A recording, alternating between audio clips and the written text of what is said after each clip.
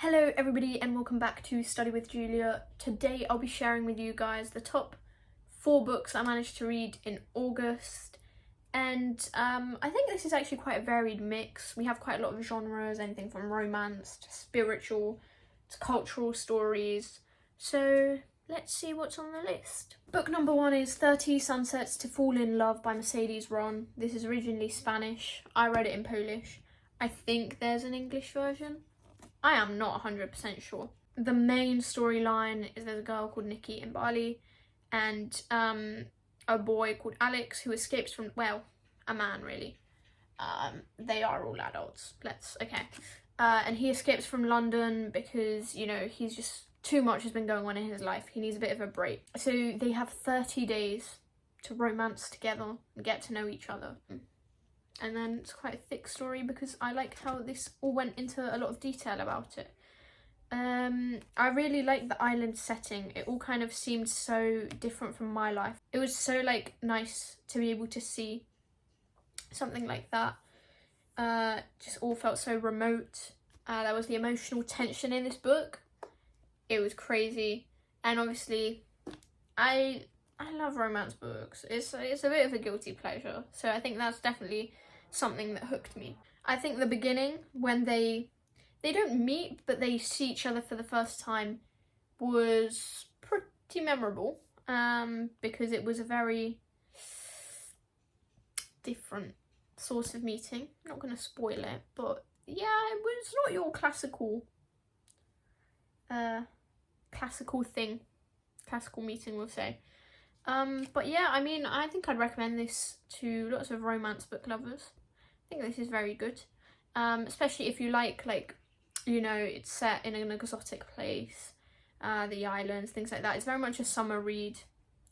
It's not great that I'm making this video in September with this, but I think it would be a good book to run away from winter, you know, or autumn. Autumn's coming up first.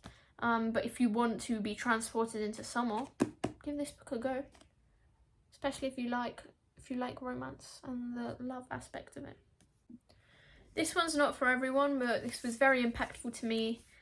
And this is Jesus Calling, Enjoying Peace in His Presence by Sarah Young. Once more, I read this in Polish.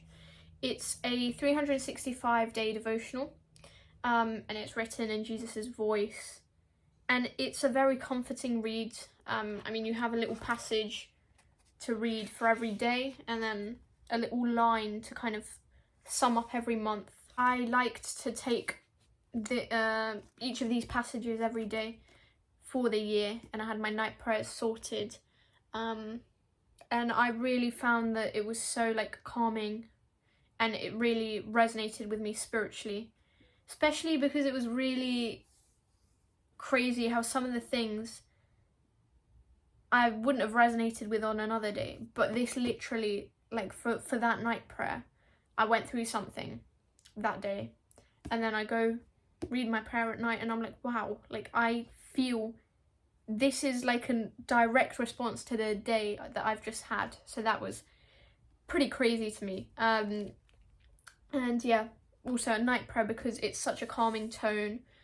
So I feel like it helped me, you know, calm down before the night, but obviously morning prayers, whatever.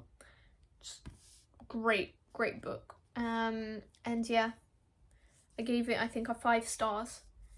And if you like reflection, maybe meditating, I think this is a good read to have separate from the Bible. This just feels like Jesus talking to you, which I think is really beautiful and lovely. Book number 3 is Farewell to the Little Coffee Shop in Kabul by Deborah. This is set in Kabul, as the title suggests, during a during the Taliban. And it's a story of women kind of reopening a coffee shop and rebuilding their lives, but also helping out other women who might have suffered under the Taliban, and kind of forming that community and a little family together, which was actually really, really beautiful. I mean, the storytelling is really powerful, and I think it's also very culturally insightful. I feel like I learned a lot about Afghan culture from this book, and I think it was pretty emotional too, because as you can imagine, there's a lot of stories of the women that are very, very difficult, and you know, their lives have been very, very hard. So I think discussing that is not an easy thing, but it just feels so natural in this book. It's just articulated so well that I don't usually read books with hard-hitting themes like that, because I want to relax when I read. But here, well, I wasn't relaxed, but it also wasn't so, you know, in your face. It was just so, like, realistic. Like, for example, there was a young girl who got married off really young to settle a debt that her father had with another family, and she had to run away. And obviously that was very frowned upon.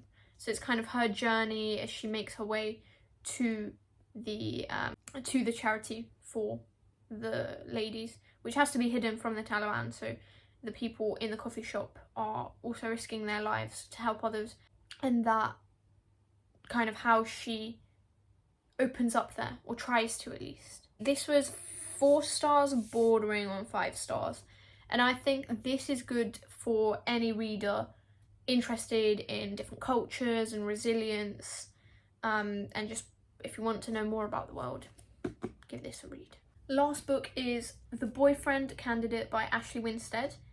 I was so positively shocked about this, because I thought this was just going to be low-key a smutty read, so my hopes weren't very high for this. Wow, was I wrong. I actually really enjoyed this way more than I feel like I should have. So this is about Alexis and Logan, and he is running for the governor of Texas position, but she doesn't know it, so they have a night out and they are pictured together.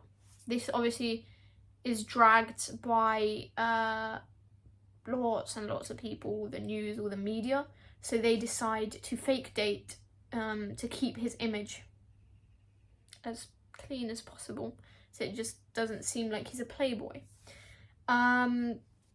I really loved the pacing, because I feel like in books of this genre and this type, things move too fast, they're too predictable. Here, okay, at the beginning it was quite quick, but from then on it's such a slow burn, but in the best possible way. It doesn't get boring, but you can just kind of see how the characters start caring about each other more.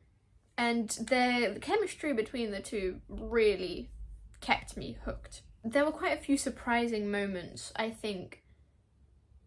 I think the characters had inklings about, you know, what the other was feeling. But they were too scared to admit it. And I think they didn't even really know what they themselves were feeling, which was quite surprising in a good way. You know, it just made them so much more human. And, you know, it's okay not to know. But they had their time together and they could sort out, you know, their feelings. And this is actually written about very well in this book, you know, how they try and go through this relationship, this fake relationship, and see, you know, how they feel about that. Is this the right thing for them? And this I think is just purely romance. So I'd recommend this to anyone who's looking for a good romance. This is the one for you. I think from this list, whether you want romance, exotic places, spiritual comfort, or some cultural reads, I think that's pretty much all you need for the next month or so. I'd like to hear your opinions. You can comment down below which one intrigues you the most, or tell me your best reads of August. If you could like, subscribe, I would be very, very grateful. And I consider reading to be quite a productive task. So if you want to see how I try to wake up at 5:30 AM to be productive, you can click the video here and see how that one went. But on that note, I'll see you very, very soon. Bye bye.